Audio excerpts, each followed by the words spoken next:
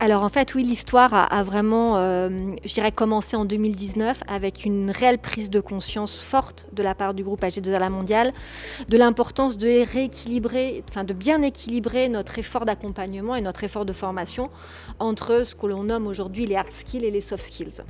Donc vraiment, ça commence en 2019 avec un premier travail de cartographie de l'offre de formation pour rendre les choses assez compréhensibles pour les collaborateurs.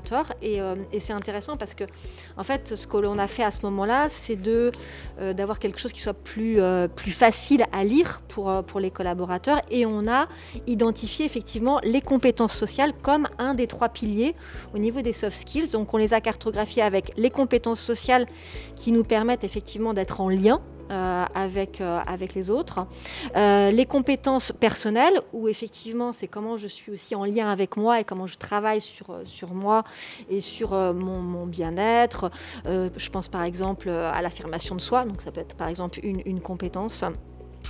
Et puis aussi des compétences professionnelles comme savoir organiser des réunions efficaces. Donc le premier travail, ça a été vraiment de cartographier pour pouvoir identifier aussi ces compétences sociales qui étaient aussi primordiales puisque un des 3 piliers.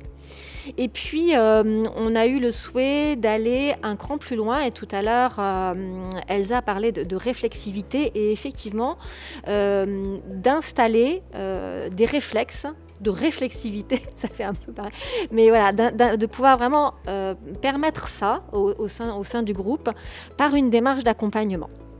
Et donc cette démarche d'accompagnement, c'est parti de nos convictions, de pouvoir travailler sur l'aspect systémique des choses, c'est-à-dire vraiment d'accompagner des équipes complètes et vraiment d'embarquer toutes les équipes sur cette démarche d'accompagnement autour des compétences sociales, puisque la thématique que nous, on a identifiée au niveau du groupe pour créer cette démarche d'accompagnement, c'est le bien travailler ensemble. Et donc cette thématique, elle a été identifiée par les opérationnels, puisqu'on a vraiment eu à cœur de se rapprocher du terrain pour pouvoir imaginer une démarche qui répondent réellement aux besoins de nos opérationnels. Et donc la thématique qui a été identifiée comme prioritaire, c'est bien travailler ensemble.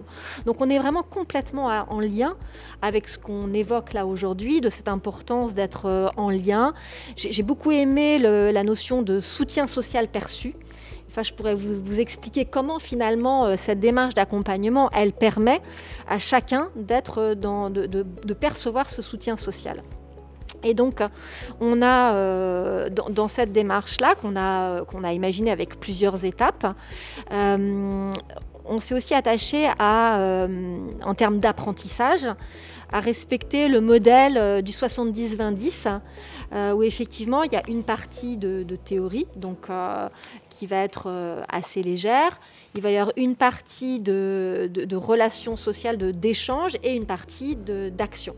Et c'est en ça que effectivement l'application et l'outil Hello Elton a été et est encore un véritable appui au niveau de la démarche. Elle se déroule en 4 grandes étapes. Donc on est toujours sur la thématique du bien travailler ensemble. Et donc la première étape, ça va être un moment de cadrage. Donc pour vraiment bien savoir de quoi on parle et que ça puisse être aussi, je dirais, individualisé en fonction des équipes. Parce que bien travailler ensemble pour telle équipe ou pour telle équipe, c'est pas forcément la même chose. Par exemple, si je vous pose la question, pour bien travailler ensemble, peut-être que pour toi, Stéphane, par rapport à toi, ce sera pas forcément la même chose qui va être importante. Donc c'est vraiment d'aller identifier ce que j'appelle le fil à tirer. C'est quel fil on tire pour justement travailler sur ce bien travailler ensemble. Donc, par exemple, ça peut être dans une équipe, j'ai eu installer de la transparence. J'ai eu aussi partager des compétences. Donc on voit bien là qu'en fonction de l'équipe, le fil à tirer n'est pas le même. Et une fois qu'on a cadré ce point-là, eh bien on va commencer toute cette démarche avec une étape de lancement, qui est la deuxième étape, où en fait on va travailler sur 3 piliers. Au moment de ce lancement, on va d'abord faire en sorte que les personnes qui sont embarquées dans cette démarche aient un temps de prise de conscience. c'est vraiment la première étape. Elsa en parlait tout à l'heure, cette réflexivité, de la prise de conscience de à quel endroit on se trouve. Et j'aime bien, en tout cas, les faire se noter, c'est-à-dire vraiment s'auto-positionner sur une échelle de 1 à 7. Disant, voilà, notre équipe, collectivement, sur le bien travailler ensemble par rapport au thème qu'on a choisi, elle se situe à quel niveau? Donc ça, c'est la table de prise de conscience. Le deuxième pilier, c'est ce qui va nous mettre en mouvement, c'est l'envie. Donc vraiment, on leur pose la question de quoi vous avez envie. À quel niveau vous avez envie d'être demain? Comment est-ce que vous avez envie de travailler ensemble demain par rapport à cette thématique? Pour vraiment créer cette dynamique. Et souvent, ce que je dis, c'est que la réflexivité, donc, ce qui permet de prendre conscience d'une part, ensuite de donner l'envie, c'est déjà la base, mais ça n'est absolument pas suffisant. Si j'en reste là, et je pense que c'est aussi tout le principe de l'outil que tu as créé, Stéphane, c'est si on en reste là, bien souvent, il ne se passe pas grand-chose. C'est vraiment dans l'action de changer qu'il va pouvoir y avoir véritable un changement ou une évolution. Et donc là, sur ce moment de lancement, on travaille sur un plan d'action pour pouvoir mettre vraiment les personnes en mouvement. Et c'est vraiment ça qui fait qu'on a eu envie de travailler et de s'appuyer sur l'application et sur l'outil Hello Elton, parce que ça fait vraiment ça. C'est-à-dire qu'il y a un aspect théorique pour pouvoir comprendre, un temps de prise de conscience, mais aussi un plan d'action nécessaire. Donc ça, c'est l'étape de lancement. L'étape d'après, c'est une étape d'accompagnement. Donc ça fait partie de ce que j'appelle des 10, c'est-à-dire que du 10%, puisque c'est aussi important de donner des clés. C'est-à-dire qu'une fois qu'on a dit, prise de conscience pour bien travailler ensemble, tel plan d'action, d'accord, mais on se rend compte que bien communiquer, parce que en fait, c'est les deux compétences sur lesquelles on travaille dans le cadre de cette démarche, c'est la communication et la collaboration. Et c'est effectivement, dans le cadre de la santé mentale, deux compétences qui sont extrêmement importantes. Finalement, pour bien communiquer, on ne sait pas forcément comment faire. Ce n'est pas des choses qu'on apprend à l'école. Et donc, du coup, il y a un certain nombre de techniques à avoir, avec des trucs et astuces. En fait, sur cette troisième étape, dans l'étape d'accompagnement, on va venir donner des trucs et astuces de comment je peux faire différemment pour mieux communiquer. Et puis ensuite, la dernière étape, qui est l'étape de clôture de la démarche. C'est pas la fin du développement, parce que ça n'est jamais terminé. Mais donc cette étape de clôture, elle va venir en fait ancrer tous les apprentissages grâce à la réflexivité. C'est-à-dire que le premier temps, il va être de dire, ça fait 3 mois, 4 mois, 5 mois, 6 mois qu'on travaille ensemble sur les objectifs qu'on s'est donnés. Et donc, on va s'arrêter et on va regarder ce qui s'est passé derrière. Parce que bien souvent, comme ce sont des changements qui se font petit à petit, c'est aussi pour ça que c'est intéressant de travailler avec cet outil Hello Elton, parce que c'est des petites choses que l'on fait régulièrement. Et en fait, comme ce sont des petites choses et que ça vient doucement, on ne se rend pas forcément compte de l'évolution.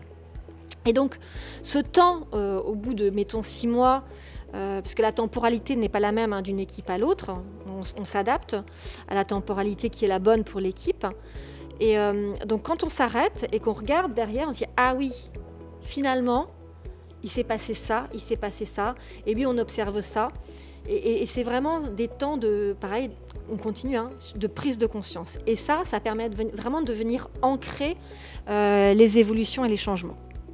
Et puis, une étape aussi dans cette clôture pour aller après vers la suite de qu'est-ce que je vais cesser. J'aime bien ce mode de travail sur les 3 C. Qu'est-ce que je cesse, qu'est-ce que je conserve et qu'est-ce que je crée, pour pouvoir aussi aller vers l'avenir.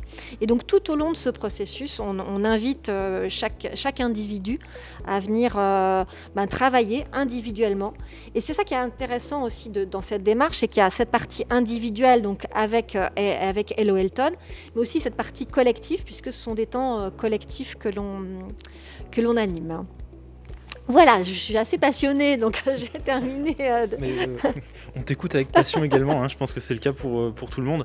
Et c'est très remarquable de voir à quel point l'utilisation de cette application a en fait été intégrée dans un parcours très complet Complètement. qui permet d'accompagner au maximum le collaborateur. Et surtout, le point de départ, c'est de se dire identifier les problématiques et aller chercher ça pour débuter le travail. Et rien que ça, c'est déjà aussi commencer à prendre soin de la santé mentale de chacun en allant écouter à ce niveau et continuer de travailler là-dessus. Donc ça donne vraiment envie de participer.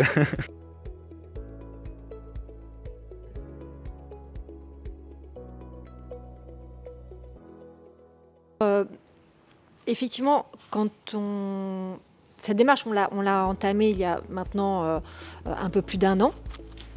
Et un des éléments le plus important, c'est effectivement de s'assurer que ça marche, qu'il se passe des trucs.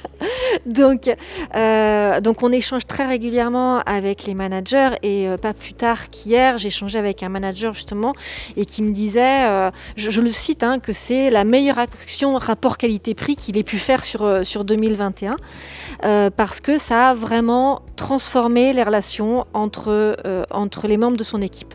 Un peu comme ce qu'a vécu Swad. C'était un collectif managérial que l'on a accompagné. Et donc, un des éléments que je travaille au moment du cadrage avec l'équipe, c'est aussi de voir, c'est d'aller dans le concret, dans l'opérationnel. C'est à quoi on verra qu'on travaille mieux ensemble, qu'on a développé la collaboration, qu'on a travaillé sur une culture commune, qu'on a développé la proactivité, etc. Et donc, il y a plusieurs choses. Un des éléments, c'est que lors du lancement, moi, je demande aux équipes de s'auto-positionner. Parce que, comme c'était dit tout à l'heure, hein, c'est le soutien social perçu, c'est aussi la perception, c'est quelque chose qui est très important. Moi, ce que je dis souvent dans l'accompagnement que je fais autour des soft skills, c'est qu'il n'y a pas de vérité vraie. C'est quelque chose qui n'existe pas. Par contre, c'est qu'est-ce que vous ressentez? Comment est-ce que vous vous percevez? Comment est-ce que vous vous positionnez? Et là, à partir du moment où on installe, bien sûr, suffisamment de bienveillance et d'ouverture dans un groupe et dans un collectif, les choses se disent. Et donc, ce sont vraiment les participants qui vont se positionner collectivement sur une mesure. Et effectivement, sur une échelle de 1 à 7, ce qu'on peut observer, c'est qu'on gagne au moins 2 points en 6 mois. C'est-à-dire que par exemple, s'ils se percevaient à 3, ils vont se percevoir à 5 à la fin de la démarche. Bon, il y a cette mesure, parce qu'elle est intéressante quand même hein, à faire. Donc déjà, et puis après, il y a vraiment des choses concrètes qui se passent. C'est-à-dire qu'il y a un oser dire qui se met en place. C'est par exemple ce dont faisait part Swad tout à l'heure. Voilà, qu'il y a un certain nombre de managers maintenant qui vont beaucoup plus facilement dire les choses. Et forcément, quand on s'exprime, ça sous-tend qu'il y a une confiance, ça sous-tend aussi qu'on va pouvoir agir, parce que tant qu'on dit rien et tant qu'il ne se passe rien, tant qu'on reste dans son coin, les choses ne peuvent pas évoluer. Donc, ça concourt au lien social. Et puis... là, par exemple, pour l'équipe auquel je pense, il y a effectivement vraiment une mise en route qui s'est faite. Voilà, parce que collectivement, on s'est dit qu'on se trouvait à ce niveau-là. Collectivement, on s'est dit qu'on avait envie d'aller à cet endroit-là. Et collectivement, on s'est dit qu'on allait faire ça ensemble. Et moi, je crois vraiment au côté collectif et systémique.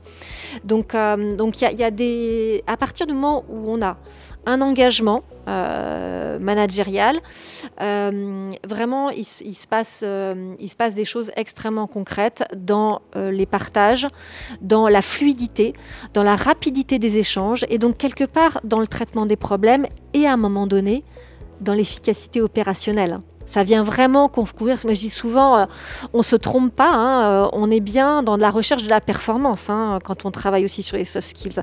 C'est pas parce qu'on travaille sur les soft skills ou sur la santé mentale qu'on est hors sol. Non, on est bien dans comment est-ce qu'on va aussi venir accompagner la performance.